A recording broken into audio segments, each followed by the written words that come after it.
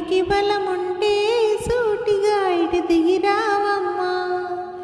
ఆ జ్వాలలతోనే జీవించేటి ధైర్యం అందిస్తూ ఓ బంధువులారా దీవించండి దీర్ఘ సహనమస్తు. రామ మాంగళ్యమా వివాహపు వేదికలో నిన్ను ముడేసిన నిన్నటి వేళ్ళకి విడాకుల వేడుకలో నేడు తెంపడం నేర్పడా